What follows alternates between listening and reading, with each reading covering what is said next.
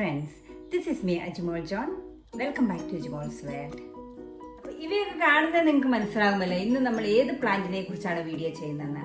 ഇതാണ് spider plant. ഇതിന്റെ ശരിക്കുമുള്ള പേര് ക്ലോറോഫൈറ്റം കോമോസം. ഇന്ന് നമുക്ക് ഇതിനെ എങ്ങനെ ഈസി ആയിട്ട് പ്രൊപ്പഗേറ്റ് ചെയ്യാം, എങ്ങനെ ഈസി ആയിട്ട് വളർത്താം, പിന്നെ ഇതിന്റെ എത്ര വെറൈറ്റി സ്പൈഡർ പ്ലാന്റ് ഉണ്ട് എന്നൊക്കെ നമുക്ക് നോക്കാം. ഈ ഒരു വീഡിയോ കണ്ടു കഴിയുമ്പോൾ നിങ്ങൾക്ക് മനസ്സിലാവും ഇത്രയും ഇമ്പോർട്ടന്റ് ആയിട്ടുള്ള ഒരു പ്ലാന്റ് ആണോ, ഇത് കൂടി നമുക്കും വീട്ടിലൊരെണ്ണം മേടിച്ച് വളർത്തണ്ടേ എന്ന്. അപ്പം നമുക്ക് ഇതിന്റെ സ്പെഷ്യാലിറ്റീസ് ഒക്കെ ഒന്ന് നോക്കാം. ഇത് നാസ റെക്കമെൻഡ് ചെയ്യുന്ന ഒരു എയർ പ്യൂരിഫൈങ് പ്ലാന്റിൽപ്പെട്ട ഒരു പ്ലാന്റ് ആണ്. അപ്പം ഇന്ന് നമുക്ക് ഈ സ്പൈഡർ പ്ലാന്റിന്റെ ഉപയോഗങ്ങളെ കുറിച്ചൊന്ന് നോക്കാം. ഈ വീഡിയോ നിങ്ങൾ കണ്ടു കഴിയുമ്പം ഇതുപോലൊരു സ്പൈഡർ പ്ലാന്റ് നിങ്ങളുടെ വീട്ടിലും ഒന്ന് വേണമെന്ന് തോന്നിപ്പോകും. കാരണം ഇത് വളരെ ഈസി ടു കെയർ പ്ലാന്റ് ആണ്. അതുപോലെ ഇത് നോൺ ടോക്സിക് ആണ്. ഇത് നമ്മുടെ പെറ്റ്സോ നമ്മുടെ കുട്ടികളോ ഒന്നും ഇതിന്റെ ഇലയൊന്ന് കടിച്ചെന്ന് ഓർത്ത് ഒരു കുഴപ്പവും ഉണ്ടാകില്ല. പിന്നെ ഇതിന്റെ ഏറ്റവും വലിയ പ്രത്യേകത എന്ന് പറയുന്നത് ഇത് വീടിനുള്ള ടോക്സിനായ ഫോർമാൽഡിഹൈഡിനെ 90% ഈ ചെടി റിമൂവ് ചെയ്യും. അതുകൊണ്ടാണ് ഇതിനെ ക്ലീൻ എയർ പ്ലാന്റ് എന്ന് പറയുന്നത്. ഇത് നാസയുടെ എയർ പ്യൂരിഫിക്കേഷൻ പ്ലാന്റിന്റെ ലിസ്റ്റിൽപ്പെട്ട ഒരു പ്ലാന്റ് കൂടിയാണ്. ഇത് very easy to care and super adaptive ആയിട്ടുള്ള ഒരു പ്ലാന്റും കൂടിയാണ്. ഇനി നമുക്ക് ഇതിന്റെ വെറൈറ്റീസ് എത്രയുണ്ടെന്ന് നോക്കാം. ഇപ്പൊ എനിക്ക് പറയാൻ പറ്റുന്നത് എൻ്റെ കയ്യിലുള്ള 4 വെറൈറ്റിയാണ്.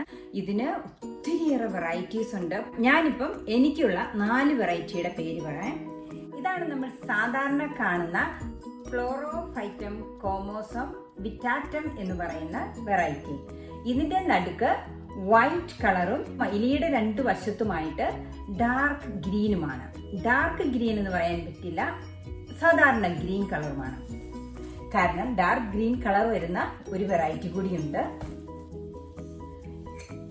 ഇതാണ് ക്ലോറോഫൈറ്റം കോമോസം ഓഷ്യൻ. ഇത് എൻ്റെ ഒരു ഫേവറേറ്റ് വെറൈറ്റിയാണ്. ഇതിന്റെ ഇലയ്ക്കാണ് ഡാർക്ക് ഗ്രീൻ നടുക്കും 2 വശത്തുമായിട്ട് വൈറ്റ് കളറുള്ള ലീവ്സ് ഉള്ളത്. പിന്നെയുള്ള വെറൈറ്റിയാണ് ക്ലോറോഫൈറ്റം കോമോസം വെരിഗേറ്റം. ഇത് ഒരു വെരിഗേറ്റഡ് വെറൈറ്റിയാണ്. ഇതിന്റെ നടുക്ക് സാധാരണ ഗ്രീൻ കളറും 2 വശത്തുമായിട്ട് വൈറ്റ് കളറുമാണ്. ഇതിനോട് ഏകദേശം സാമ്യമുണ്ട്. ഓഷ്യൻ സ്പൈഡർ പ്ലാന്റുമായിട്ട് ഏകദേശം സാമ്യമുണ്ട്. എങ്കിലും ഇതിന് ഡാർക്ക് ഗ്രീൻ ആണ് നടുക്ക്, ഇതിന് അല്പം കൂടെ ലൈറ്റ് ഗ്രീൻ ആണ് നടുക്ക്. അതുകൊണ്ടാണ് ഇതിന് വെരിഗേറ്റഡ് വെറൈറ്റി എന്ന് പറയുന്നത്. ഇനിയുള്ളത് ഇതാണ്. ഇത് ബോണി, ക്ലോറോഫൈറ്റം കോമോസം ബോണി. ഇതിന്റെ ലീവ്സ് കേർലി ആയിട്ടാണ്. പിന്നെ ഇതിന്റെ പപ്സ് ഇങ്ങനെ തൂങ്ങിക്കിടക്കുന്ന കാണാം. ഇതിനും കേർലി ആയിട്ടുള്ള ലീവ്സ് ആണ് ഈ പപ്സിനും ഉണ്ടാകുക. ഈ ചെടിയെ സ്പൈഡർ പ്ലാന്റ് എന്ന് പറയുന്നതിന് കാരണം തന്നെ ഇപ്പോൾ നിങ്ങൾക്ക് മനസ്സിലായോ? ഇത് കണ്ടോ, സ്പൈഡറിന്റെ ലെഗ്സ് പോലെ ഇതിന്റെ പപ്സ് ഇങ്ങനെ തൂങ്ങിക്കിടക്കും. ഇതും എൻ്റെ ഒരു ഫേവറേറ്റ് വെറൈറ്റിയാണ്. ഇതിന് മാത്രമാണ് ഇങ്ങനെ കേർലി ആയിട്ടുള്ള ലീവ്സ് ഉള്ളത്. ഇത് ഞാൻ വളരെ കാര്യമായിട്ട് വീടിനുള്ളിൽ ഒരു വിൻഡോ സൈഡിൽ തൂക്കിയിട്ടിരിക്കുന്ന ഒരു സ്പൈഡർ പ്ലാന്റ് ആണ്. ബാക്കിയുള്ള സ്പൈഡർ പ്ലാന്റിന്റെ ഒക്കെ പപ്സ് ഉണ്ടാകുന്നത് ഇങ്ങനെ ഒരു യെല്ലോ കളറിലെ ഓറഞ്ച് കളറിലുള്ള ഒരു സ്റ്റെം നീണ്ടു വന്നിട്ട് അതേന്ന് ഇങ്ങനെ കുറേ പപ്സ് ഒന്നിച്ചുണ്ടായി തൂങ്ങി കിടക്കും. അപ്പൊ ഇതിന്റെ പപ്സിനെ കുറിച്ച് പറഞ്ഞു വരുമ്പോൾ ഇതിന്റെ പ്രൊപ്പഗേഷനും കൂടെ ഞാൻ പറയാം.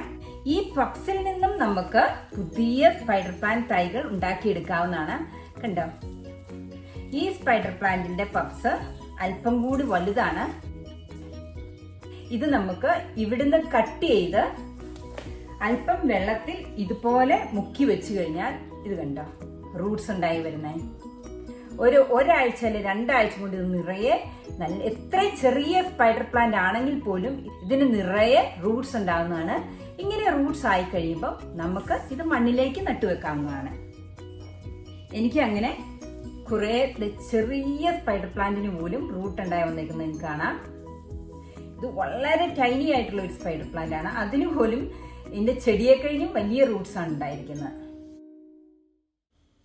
അതുപോലെ തന്നെ ഈ പബ്സ് ഇവിടുന്ന് കട്ട് ചെയ്ത് വെറുതെ മണ്ണിൽ നട്ടാലും ഇതുപോലെ തൈകൾ ഉണ്ടാക്കാവുന്നതാണ്.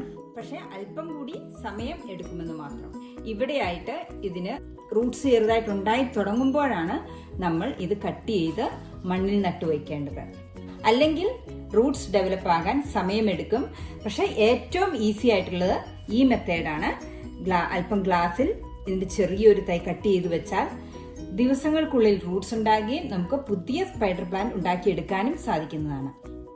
സെപ്റ്റംബർ ഒക്ടോബർ മാസങ്ങളിലാണ് ഇവയിൽ പൂവിടുക. ഈ പൂക്കൾ പൊഴിഞ്ഞു പോയതിനു ശേഷമാണ് ഇവയുടെ തൈകൾ ഉണ്ടായി വരിക. ഇത് നമ്മൾ എപ്പോഴാണ് റീപോർട്ട് ചെയ്യേണ്ടതെന്ന് നമുക്ക് നോക്കാം. ഈ ചെടി ഈ പോട്ടിൽ നിന്നും പൊക്കിയെടുത്തു കഴിയുമ്പോൾ അല്ലെങ്കിൽ താഴേക്കൂടെ നോക്കുമ്പോൾ ഇതിലെ മൊത്തം റൂട്ട് തൂങ്ങിക്കിടക്കുന്നത് നമുക്ക് കാണാം. അതിനാണ് നമ്മൾ റൂട്ട് ബൗണ്ട് എന്ന് പറയുന്നത്. അങ്ങനെ റൂട്ട് ബൗണ്ട് ആയിരിക്കുമ്പോൾ നമ്മൾ ഈ ചെടിയുടെ ചട്ടി ഒരു സൈസും കൂടെ കൂടിയ ചട്ടിയിലേക്ക് നമുക്ക് പുതിയ മണ്ണിട്ട് നടേണ്ടതാണ്. കാരണം ഇത് നല്ലപോലെ റൂട്ട് ബൗണ്ട് ആയി കഴിഞ്ഞാൽ മാത്രമേ മാറ്റാവുള്ളൂ. അതിന്റെ ആവശ്യമേ ഉള്ളൂ. ഒത്തിരി മണ്ണിനകത്ത് ഒരു ഇൻഡോർ പ്ലാന്റും നിൽക്കുന്നത് അവയ്ക്ക് ഇഷ്ടമില്ല. അപ്പോൾ റൂട്ട് ബൗണ്ട് ആയി കഴിയുമ്പോൾ മാത്രം നമ്മൾ ഈ ചെടിച്ചട്ടി മാറ്റി നടുക. എനിക്ക് ഒരു ചെടി റൂട്ട് ബൗണ്ട് ആയിട്ട് നിങ്ങളെ കാണിക്കാം. ഇത് കണ്ടോ, ഇത് മാറ്റി നടേണ്ട സമയമായിരിക്കുന്നു. എനിക്ക് സമയം കിട്ടാത്തതുകൊണ്ട് മാത്രമാണ് ഞാനിത് മാറ്റി നടാത്തത്. ഇതിനാണ് റൂട്ട് ബൗണ്ട് എന്ന് പറയുന്നത്. അപ്പം നമ്മൾ ഇത് നന്നായിട്ട് സോക്ക് ചെയ്തതിന് ശേഷം ഈ ചെടി പൊക്കിയെടുത്തിട്ട് ഇതിന്റെ ഒരു 1 സൈസ്, ഇപ്പോൾ ഇത് 4 ഇഞ്ചിന്റെ ആണെങ്കിൽ 6 ഇഞ്ച് പോട്ടിലേക്ക് ഈ ചെടി മാറ്റി നടേണ്ടതാണ്. ഇനി ഇതിന്റെ വാട്ടറിങ്ങിനെ കുറിച്ച് പറയാം. ഇത് വെള്ളം ഒത്തിരിയേറെ ഇഷ്ടപ്പെടുന്ന ഒരു ചെടിയാണ്. പക്ഷേ ഓവർ വാട്ടറിങ് പാടില്ല. അതുപോലെ ഇതിന് ബ്രൗൺ ടിപ്സ് വരുന്നത് നമ്മൾ ശ്രദ്ധിച്ചിട്ടുണ്ടാവും. നമ്മൾ വെള്ളം ഒട്ടും കൊടുക്കാതെ ഇരുന്നാൽ, തീരെ വെള്ളം കുറവായാലും ഇതിന് ബ്രൗൺ ടിപ്സ് വരും. ഞാൻ നിങ്ങളെ കാണിക്കാം ഇതിനകത്ത് ബ്രൗൺ ടിപ്സ് എവിടെയാണുള്ളതെന്ന്. ഇതാണ് ക്രിസ്പി ടിപ്സ് എന്ന് പറയുന്നത്. നിങ്ങൾ ശ്രദ്ധിച്ചിട്ടുണ്ടാവും നിങ്ങളുടെ സ്പൈഡർ പ്ലാന്റിനൊക്കെ ഇങ്ങനെ ക്രിസ്പി ടിപ്സ് വരുന്നത്. ഇത് വന്നു കഴിയുമ്പോൾ നമ്മുടെ ചെടികൾ കാണാനൊരു ഭംഗിയില്ല. പക്ഷെ നമുക്ക് ഇത് തടയാവുന്നതാണ്. ഇത് ശരിക്കും പറഞ്ഞാൽ നമ്മുടെ നാട്ടിലൊക്കെ കിണർ വെള്ളം കൊടുക്കുകയാണ് ഇങ്ങനെ ക്രിസ്പി ടിപ്സ് ഒന്നും വരികയില്ല. നമുക്ക് ഇവിടെ കിട്ടുന്നതെല്ലാം ക്ലോറിൻ ചേർത്ത വെള്ളം ആയതുകൊണ്ടാണ് ഈ ചെടികൾക്കൊക്കെ ക്രിസ്പി ടിപ്സ് വരുന്നത്. പിന്നെ ഇതിന് ക്രിസ്പി ടിപ്സ് വരാൻ കാരണം അണ്ടർ വാട്ടറിംഗ് ആണ്. അണ്ടർ വാട്ടറിംഗ് ആണെങ്കിലും ഈ ചെടികളുടെ ഇലയ്ക്കൊക്കെ ക്രിസ്പി ടിപ്സ് വരും. ഇനി നമുക്ക് ഇതിനെ എങ്ങനെയാണ് ഫെർട്ടിലൈസ് ചെയ്യേണ്ടതെന്ന് പറയാം.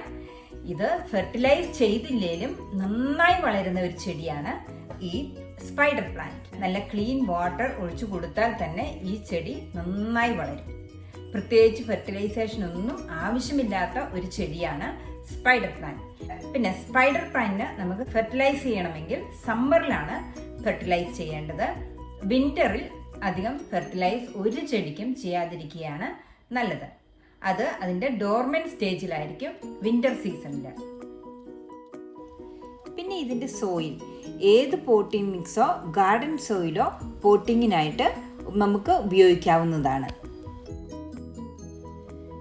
ഇനി ലൈറ്റിംഗ് ആണെങ്കിലോ ഡയറക്റ്റ് സൺലൈറ്റ് അല്ല ഈ ചെടിക്ക് വേണ്ടത്, ബ്രൈറ്റ് ഇൻഡയറക്റ്റ് സൺലൈറ്റ് ആണ് ഈ ചെടിക്ക് വേണ്ടത്.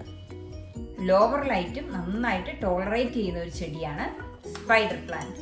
ഇതിനെ നമ്മൾ റൂമിലൊക്കെ ആണെങ്കിലും വലിയ സൺലൈറ്റ് ഉള്ളിടത്തൊന്നും വെക്കണമെന്നില്ല. അല്പം ഏതെങ്കിലും ഒരു വിൻഡോ സൈഡിൽ അല്പം ലൈറ്റ് കിട്ടുന്നിടത്ത് വെച്ച് കഴിഞ്ഞാൽ ഈ ചെടി നന്നായി വളർന്നോളും. അതുകൊണ്ട് തന്നെയാണല്ലോ നമ്മൾ ഇതിനെ ഇൻഡോർ പ്ലാന്റ് ആയിട്ട് വളർത്തുന്നത്. എൻ്റെ ഈ ചെടി കണ്ടാൽ അറിയാം ഇതിന് കോൾഡ് വെതറിൽ ഇത് ടോളറേറ്റ് ചെയ്യത്തില്ല. കാരണം ഇപ്പോൾ ഇവിടെ ഒക്ടോബറായി, ഇപ്പോൾ തണുപ്പായതുകൊണ്ടാണ് ഈ ചെടിയുടെ ഇലകളെല്ലാം ഭയങ്കര ഫ്ലോപ്പി ആയിട്ടിരിക്കുന്നത്. പിന്നെ നമ്മൾ ഈ ചെടി വെക്കുമ്പം ആ ഏരിയയിൽ അല്പം സ്പേസ് കാണണം. അല്ലെങ്കിൽ ഈ ചെടി നമ്മൾ അങ്ങോട്ടും ഇങ്ങോട്ടും ഒക്കെ നടക്കുമ്പോൾ ഇതിന്റെ ലീഫ് ഇങ്ങനെ തട്ടി ഇങ്ങനെ ഒടിഞ്ഞു പോകാൻ ചാൻസ് ഉണ്ട്. അങ്ങനെ ഒടിഞ്ഞിരുന്നാൽ തന്നെ ഈ ചെടി കാണാൻ ഒരു ഭംഗി ഉണ്ടായില്ല. ഇതിന്റെ ഇലകളൊക്കെ നന്നായിട്ട് നിൽക്കണം. നല്ല സ്പേസ് ഉള്ളിടത്ത് വേണം ഈ ചെടി വളർത്താൻ. പക്ഷെ ഈ ഓഷ്യൻ വെറൈറ്റിക്ക് അധികം സ്പേസ് ഒന്നും വേണ്ട. അത് നല്ല ഭംഗിയായിട്ട് ഇങ്ങനെ അങ്ങ് നിന്നോളും. ഇതുപോലെ വലിയ ഇലകളല്ല. അതുകൊണ്ടാണ് ഈ ഓഷ്യൻ വെറൈറ്റി ഞാൻ ഒത്തിരിയേറെ പ്രിഫർ ചെയ്യുന്നത്. ഇനി ഇതിന്റെ വാട്ടറിങ്ങിന്റെ കാര്യം ഞാൻ പറഞ്ഞപ്പോൾ ഒരു കാര്യം മറന്നുപോയി. ഇത് ഇടയ്ക്കിടയ്ക്ക് നമ്മൾ ഇതിന്റെ സോയിൽ ഡ്രൈ ഔട്ട് ആകുന്നതാണ്. ഇതിന് നല്ലത്. അതായത് എപ്പോഴും നമ്മൾ വെള്ളം ഒഴിച്ചു കൊടുക്കരുത്. ഇടയ്ക്ക് ഇതിൻ്റെ മണ്ണ് നന്നായിട്ട് ഒന്ന് ഡ്രൈ ഔട്ട് ആയിക്കോട്ടെ, അതിനുശേഷം മാത്രം വെള്ളം ഒഴിച്ചു കൊടുക്കുക. റിമെമ്പർ, ഇത് നമ്മുടെ വീടിനുള്ളിലെ 90% ഫോർമാൽഡിഹൈഡിനെ അബ്സോർബ് ചെയ്ത് റൂം പ്യൂരിഫൈ ചെയ്യാൻ കഴിവുള്ള ഒരു അമേസിംഗ് പ്ലാന്റ് ആണ് ഈ സ്പൈഡർ പ്ലാന്റ്. അപ്പോൾ നിങ്ങളും ഉടൻ തന്നെ ഒരു സ്പൈഡർ പ്ലാന്റ് വീട്ടിൽ വാങ്ങി വെക്കുമെന്ന് ഞാൻ കരുതുന്നു. ഈ വീഡിയോ കണ്ട എല്ലാവർക്കും വീഡിയോ ഇഷ്ടപ്പെടുകയാണെങ്കിൽ എന്നെ സപ്പോർട്ട് ചെയ്യാനും മറക്കരുത് കേട്ടോ. ഇതുപോലെ ഇൻഡോർ പ്ലാന്റുകൾ ഗ്രോ ചെയ്യാനുള്ള ടിപ്സുമായി ഞാൻ വീണ്ടും നിങ്ങളുടെ മുൻപിൽ വരുന്നതായിരിക്കും. അതുപോലെ തന്നെ ഈ വീഡിയോ നിങ്ങൾക്ക് യൂസ്ഫുള്ളായി തോന്നുകയാണെങ്കിൽ ലൈക്ക് ചെയ്യാനും ഷെയർ ചെയ്യാനും സബ്സ്ക്രൈബ് ചെയ്യാനും മറക്കരുതേ. Thank you for watching. By.